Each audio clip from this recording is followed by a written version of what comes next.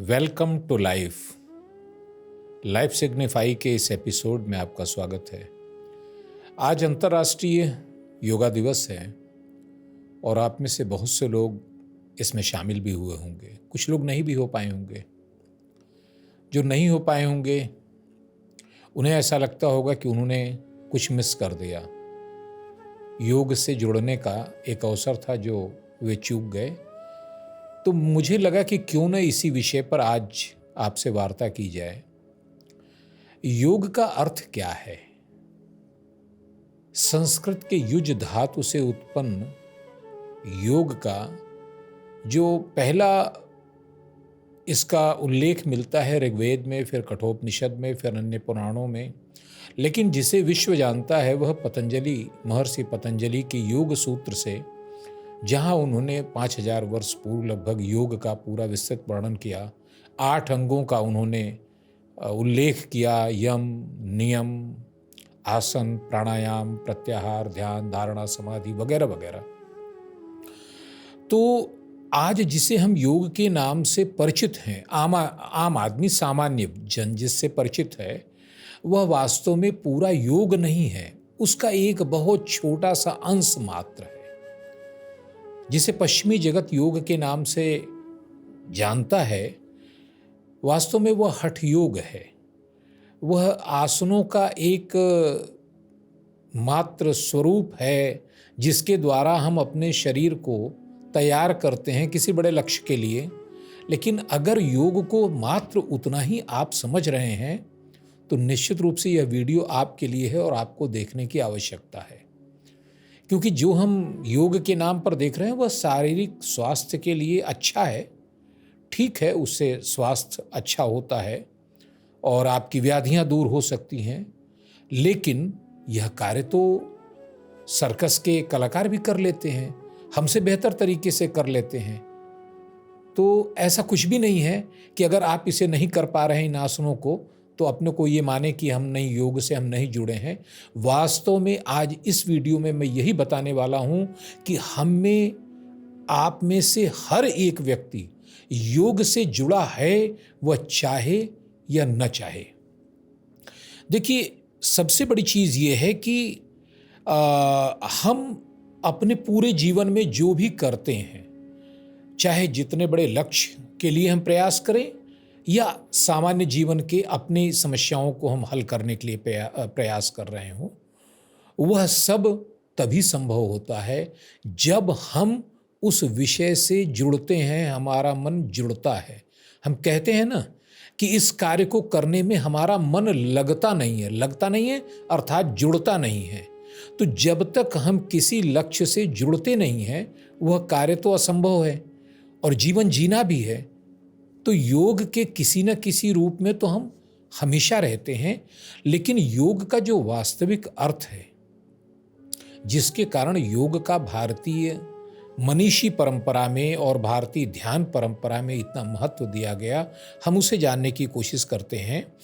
Use धातु से बने इस शब्द का अर्थ होता है किसी चीज से संयुक्त होना, जुड़ना, और जुड़ने का कार्य करता है हमारा मन। अगर हमारा मन उससे जुड़ा है तो हमें उसकी प्रतीति होगी, हमें उसका ज्ञान होगा, और अगर मन नहीं जुड़ा है तो ज्ञान नहीं होगा। अक्सर आपने देखा होगा कि लोग कहते हैं कि भाई आपका ध्यान किधर है, ऐसा लगता है कि आप यहां मौजूद नहीं हैं। तो यह मौजूद न होना, उपस्थित न होने का अर्थ क्या है? अर्थात आपका शरीर तो वहां है लेकिन मन नहीं है, और मन उस विषय से जुड़ा नहीं है, इसलिए आप अनुपस्थित हैं। तो योग का अर्थ है, सामान्य भाषा में अगर हम करें तो इससे जुड़ना अपने वातावरण, अपनी परिस्थिति से, अपने कार्यों से। लेकिन यह सामान्य जुड़ना नहीं है, क्योंकि यह जुड़ना होता है शरीर का मन से, मन का आत्मा से, और आत्मा का इस विराट प्रकृति से। एक श्रृंखला है, एक क्रम है, और पूरे योग के माध्यम से हम इसको हासिल करते हैं, इसको उपलब्ध होते हैं। शरीर की शुद्धि के द्वारा मन की शुद्धि, और मन की शुद्धि के द्वारा आत्मा के दर्शन, और आत्मा के पूर्ण ज्ञान के बाद विराट ब्रह्म को, विराट प्रकृति को जानना, जहां हमें सोहम या अहम ब्रह्मास्मि का ज्ञान हो पाता है।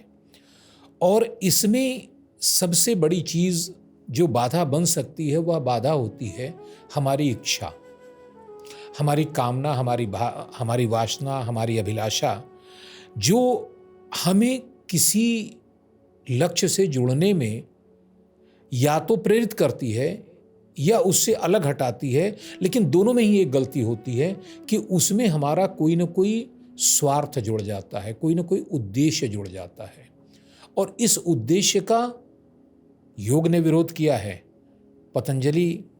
महर्षि पतंजलि कहते हैं कि योगा चित्त वृत्ति निरोध।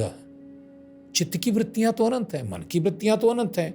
इतनी भावनाएं, इतनी कल्पनाएं, कुछ अच्छी कुछ खराब, हमेशा मन में चलती रहती हैं। और अगर उनसे प्रेरित होकर हम जुड़ते हैं तो अनुभव तो आपको भी होगा कि दुख होना ही है, क्योंकि हमारी दृष्टि का साफ होना, हमारे उद्देश्य का सही होना, ये जरूरी है। जब गीता में दूसरे अध्याय के 48वें श्लोक में भगवान कृष्ण कहते हैं कि योगः कर्मसु कौशलम, तो योगः कर्मसु कौशलम का अर्थ क्या हुआ? कुशलता पूर्वक अपने कार्यों को करना योग है। लेकिन कुशलता पूर्वक क्या, कुशलता का अर्थ क्या है? कुशलता का अर्थ होता है इस प्रकार से करिए कि उसके प्रभाव से आप मुक्त रहें। भारतीय संस्कृति इस बात को मानती रही है, सनातन परंपरा में, कि जब आप कर्म के बंधन में होते हैं तो सिर्फ इसलिए होते हैं कि आप कार्यों से जुड़े रहते हैं, उसके परिणामों से जुड़े रहते हैं। और अगर आप परिणाम से न जुड़ें तो यही कुशलता हो गई। अब इस कुशलता को करें कैसे? अगले श्लोक में फिर वो कहते हैं कि ब्रह्मणि आदाय कर्मणि संगम त्यक्त्वा करोति यह लिप्यतेन स पापेन पद्मपत्रेवाम दशा। इसके बारे में हम कभी विस्तार से हम लोग गीता पर अपना व्याख्यान माला तैयार करेंगे तो उसमें हम लोग देखेंगे। लेकिन अभी हमें मूल रूप से यह देखना है कि आखिर हम अपने व्यवहारिक जीवन में योग के इन सिद्धांतों का कैसे और क्या प्रयोग कर सकते हैं। तो योग की जो 3 शिक्षाएं हैं या योग के द्वारा जो 3 चीजें आप सीख सकते हैं, उनमें से सबसे पहली चीज है कि वह परिभाषा भी गीता से ही मैंने ली है, दूसरे अध्याय के 48वें श्लोक में, जहां वो कहते हैं कि समत्वम योग उच्यते। समत्व का अर्थ होता है कि आप उस विराट ब्रह्म को, इस पूरे यूनिवर्स को, अपने आप को और शेष संसार को एक ऊर्जा के रूप में देख पाए। बताया तो हमें गया है कि सर्व खलु इदम ब्रह्मम, सब ब्रह्म है, लेकिन ये हमारी भावना में नहीं आता है। जब हमारे व्यवहार में आ जाए तब हमारे जीवन में वह क्रांति हो सकती है कि जहां हम भावनाओं से मुक्त होकर उससे ऊपर उठकर सब में समत्व देख पाएं। और निश्चित मानिए कि वहां जीवन उस बिंदु पर पहुंचकर बहुत उच्चीकृत हो जाता है, बड़ा एलिवेटेड हो जाता है। आपकी भावनाएं बहुत अच्छे स्तर की हो जाती हैं। और दूसरा जो व्यवहारिक जीवन में इसका उपयोग है वो है कुशलता। यह भी एक परिभाषा हमें गीता में ही मिलती है कि योगः कर्मसु कौशलम। तो जब आप कुशलता का अर्थ ये लेते हैं कि आपका शरीर मन सब एक स्थान पर हो। लोग अक्सर क्लास में भी कहते हैं, अध्यापक की समस्या होती है, वो बच्चों से कहते हैं कि तुम्हारा ध्यान किधर है। आप भी जीवन में देखते हैं कि जब आप जो भी कर रहे हैं उसमें आप पूरी तरीके से उपस्थित नहीं हैं, मन कहीं है, शरीर कहीं और है। और प्रायः जहाँ शरीर है वहाँ मन नहीं है, तो कार्यों में सफलता नहीं मिलती है, क्योंकि आपकी प्रतिभा उस बिंदु पर कुंठित हो जाती है, वो पूरी तरीके से अपने को व्यक्त नहीं कर पाती है। तो दूसरा आपको लाभ होगा कि आपके कार्यों में कुशलता आ जाएगी, और जिसका अर्थ है कि आप अपने लक्ष्य में 100% सफल होने की स्थिति में होंगे। और तीसरा जो सबसे बड़ा लाभ योग का होता है वह है कि आपके दुखों में, आपके कष्ट के भाव में छुटकारा मिलना आपको। क्यों? क्योंकि चित्तवृत्ति निरोध होने पर आसक्ति खत्म हो जाती है। आसक्ति का अर्थ है कि हम किसी भी परिणाम में इतने उत्सुक हैं कि अगर मिला तो खुश हुए, नहीं मिला तो दुखी हुए। लेकिन योग ये कहता है कि जब आप योगस्थ होते हैं, योगस्थ कुरु कर्माणि, तो आपके लिए हानि लाभ दोनों बराबर हो जाते हैं। क्यों? क्योंकि यह सुख, दुख, हानि और लाभ जितनी भावनाएं हैं यह मन में उत्पन्न होती हैं, बाहर विश्व में कोई परिवर्तन नहीं होता है।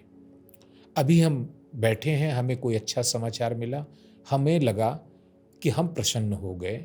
खराब समाचार मिला, हमें लगा हम दुखी हो गए। हम दुखी होते भी हैं, लगता ही नहीं, दुखी होते भी हैं, लेकिन क्या बाहर कोई परिवर्तन हो रहा है? परिवर्तन तो मन में हो रहा है।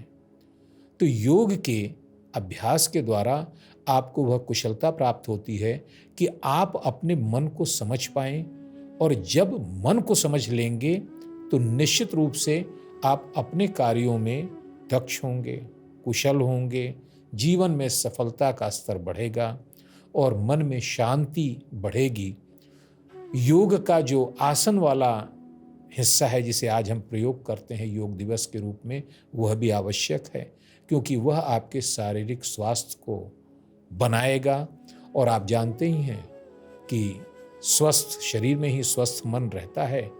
तो आप पूरी तरह इस योग दिवस के अवसर पर अपने को एक लक्ष्य से जोड़ें, स्वस्थ रहें, स्वस्थ मन, स्वस्थ शरीर, और इसके साथ शुभस्ते पंथानम शंतु, आपका मार्ग प्रशस्त हो, जीवन में सकारात्मकता का उदय हो, आप सफल हों।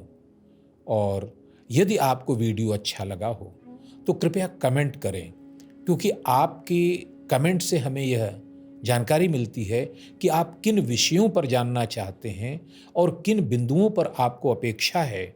हम उन विषयों पर आपको पूरा का पूरा प्रामाणिक रूप से भारतीय सनातन वैदिक परंपरा से लिया गया हम आपको ज्ञान उपलब्ध कराएंगे, ताकि आपके जीवन में भी एक सकारात्मक सुधार हो पाए, एक गुणवत्ता बढ़ पाए, और आपका जीवन उस ऊर्जा को, उस लक्ष्य को प्राप्त कर पाए जिसके लिए हम लोग यहाँ आए हैं। शुभस्ते पंथानम शंतु। धन्यवाद।